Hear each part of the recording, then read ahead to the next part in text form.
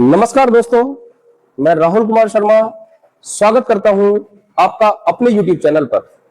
दोस्तों, देश भर में नीट पेपर लीक मामले को लेकर छात्रों का बहुत बड़ा आंदोलन हुआ और पूरे देश ने देखा कि सोशल मीडिया पर वायरल वीडियो में कि किस तरह से जंतर मंतर पर पीसफुल प्रोटेस्ट कर रहे छात्रों पर 20 जुलाई को दिल्ली पुलिस ने कैसे बर्बरता दिखाई और लाठीचार्ज किया। इस विवाद के बाद प्रधानमंत्री नरेंद्र मोदी ने देर रात को इंस्टाग्राम पर एक वीडियो पोस्ट कर परीक्षा प्रणाली को पूरी तरह सुरक्षित बनाने का भरोसा दिया। उन्होंने हाल ही में इंफोसिस के सह संस्थापक नंदन नीलेकणी की अध्यक्षता में एक उच्च स्तरीय टास्क फोर्स गठित करने की घोषणा की, जो कि परीक्षा प्रणाली को पूरी तरह लीक प्रूफ करने के लिए सुझाव देगी। लेकिन छात्र आंदोलन का नेतृत्व कर रही कॉकरोच जनता पार्टी यानी सीजेपी ने सरकार के सामने धर्मेंद्र प्रधान के इस्तीफे को लेकर मांगे रखी, जिसके बाद बीजेपी सरकार और प्रधानमंत्री मोदी को सोशल मीडिया पर देश भर में भारी ट्रोलिंग का सामना करना पड़ा। इस विवाद के बाद तत्कालीन शिक्षा मंत्री धर्मेंद्र प्रधान ने इस्तीफा दे दिया। कॉकरोच जनता पार्टी ने सरकार की प्रमुख मांगे मानने और मंत्री के इस्तीफे के बाद अपना 36 दिन लंबा आंदोलन समाप्त कर दिया। अब पार्लियामेंट में एक नया पब्लिक एग्जामिनेशन अमेंडमेंट बिल 2026 पेश किया गया।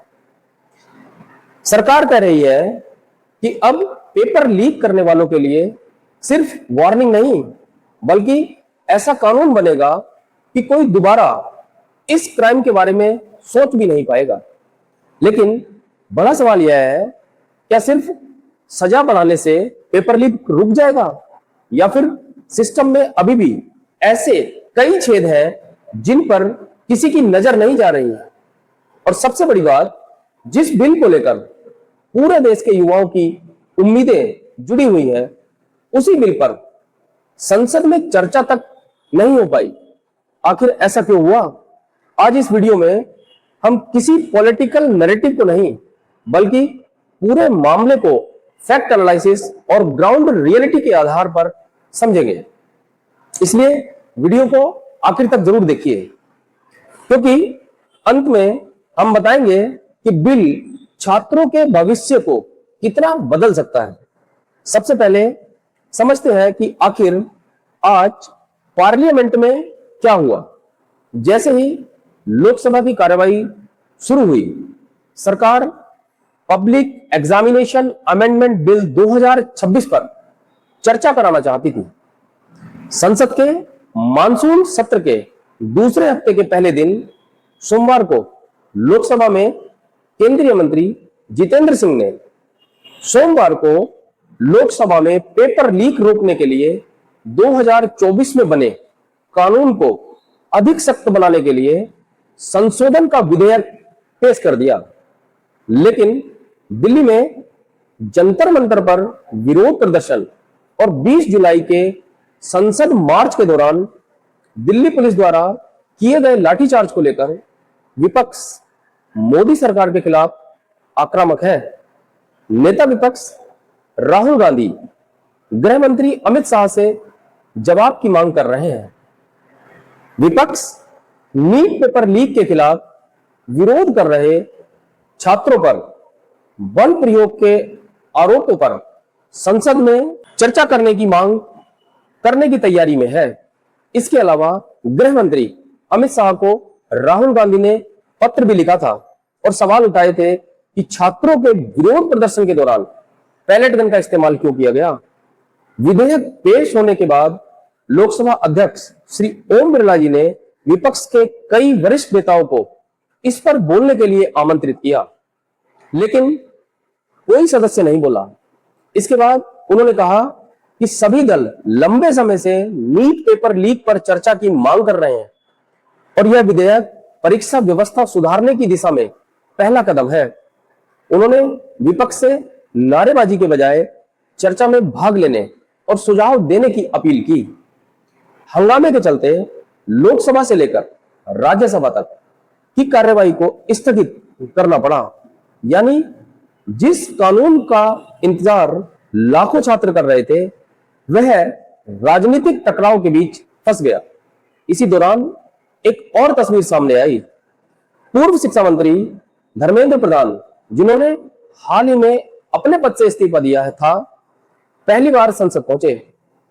एनडीए सांसदों ने उनका स्वागत किया, शॉल और मिथिला पग पहनाकर सम्मानित किया और उनके समर्थन में नारे लगाए।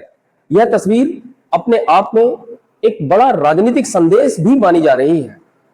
लेकिन सरकार का फोकस अब नए कानून पर है, क्योंकि नीट पेपर लीक विवाद के बाद शिक्षा व्यवस्था पर लगातार सवाल उठ रहे हैं।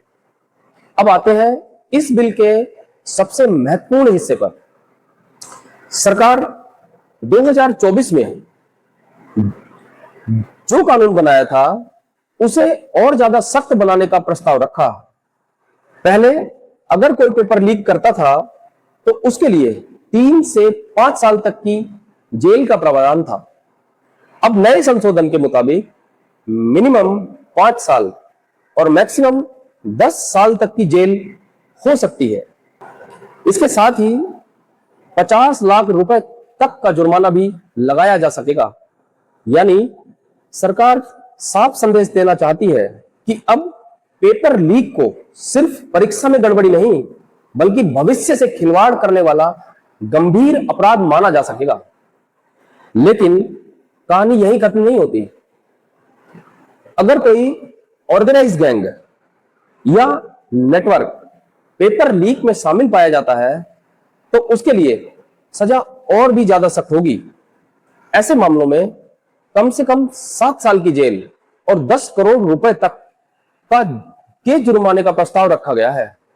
सोचिए, पहले जहां मिनिमम फाइन 1 करोड़ था, अब उसे बढ़ाकर 10 करोड़ तक किया जा सकता है।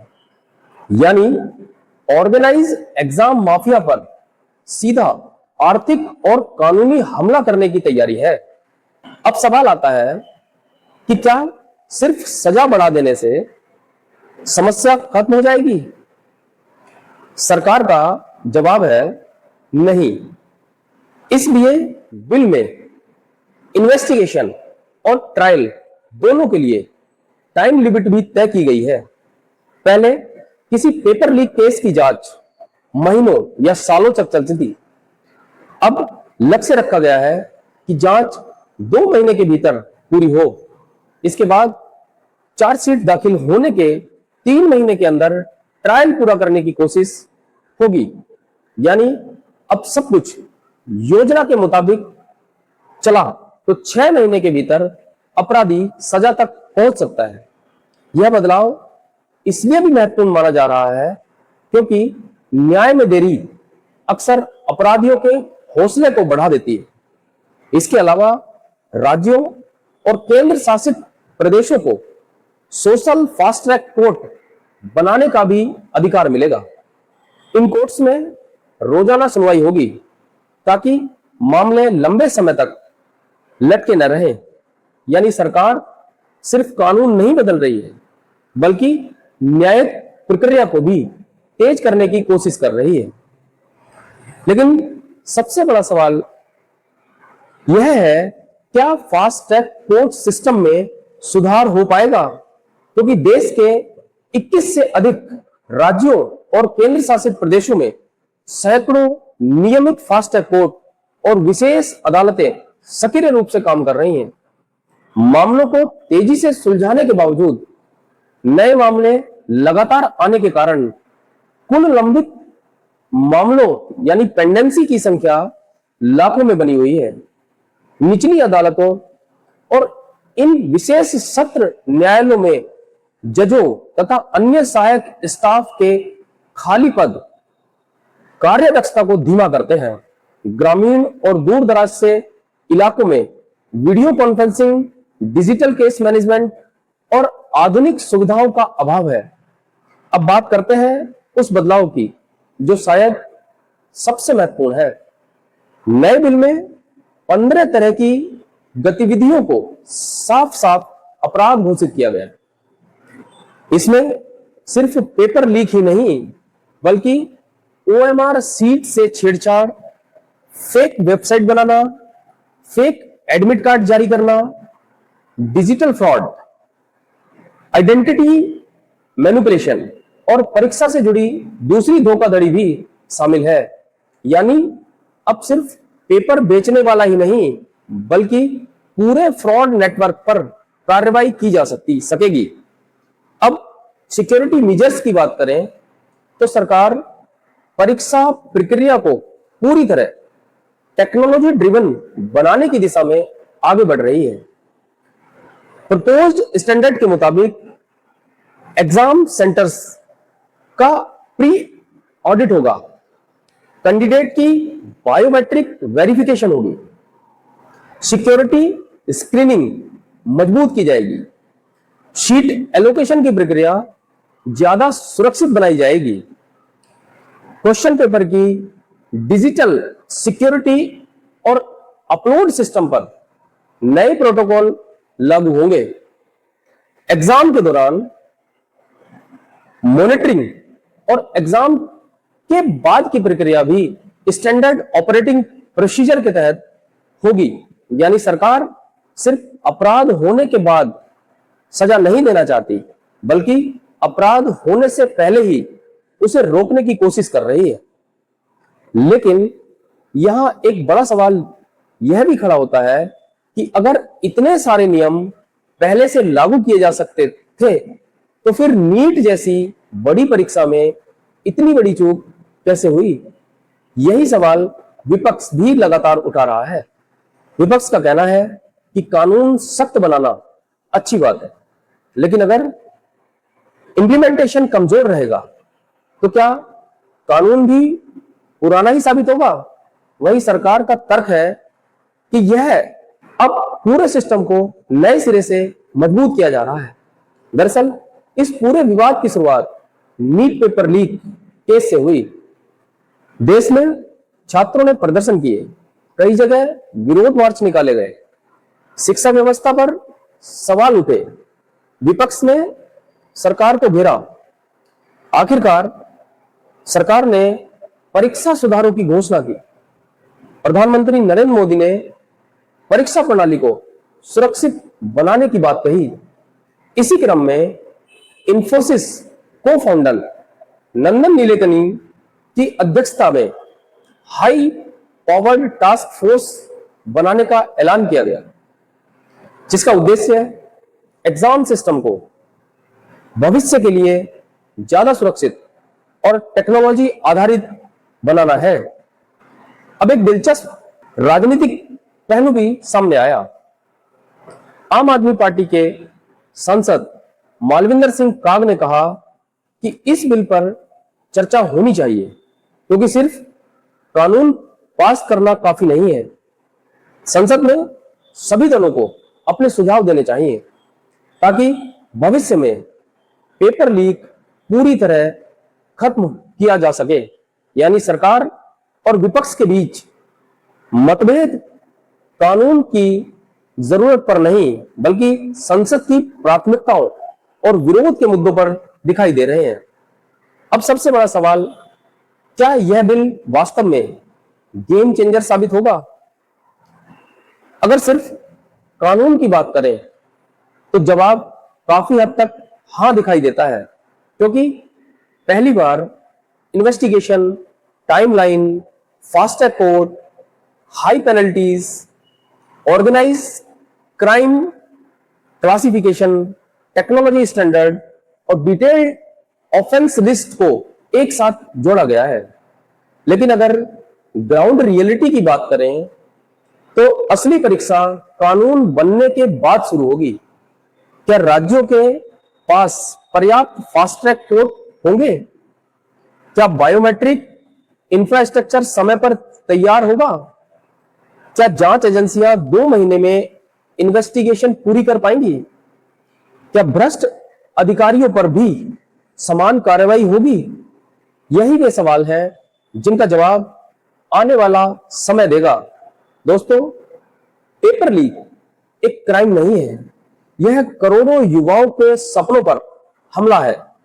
जबकि एक परीक्षा लीक होती है तो सिर्फ एक क्वेश्चन पेपर बाहर नहीं आता, बल्कि लाखों मेहनती छात्रों का भरोसा भी टूट जाता है। इसलिए किसी भी सरकार के लिए सबसे बड़ी चुनौती सिर्फ कानून बनाना नहीं, बल्कि उस कानून को ईमानदारी से लागू करना है। अब आपकी क्या राय है? क्या 10 साल की जेल, 10 करोड़ रुपए तक का जुर्माना पेपर लीक माफियाओं को खत्म कर देगा, या फिर सिस्टम में और बड़े स्ट्रक्चरल रिफॉर्म की जरूरत है? क्या पार्लियामेंट को राजनीतिक हमले से ऊपर उठकर इस मुद्दे पर गंभीर चर्चा करनी चाहिए थी? अपनी राय नीचे कमेंट सेक्शन में जरूर लिखिए।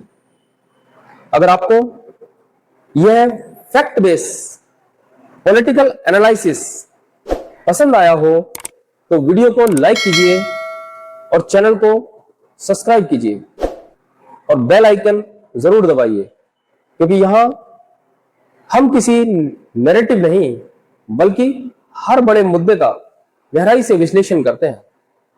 धन्यवाद।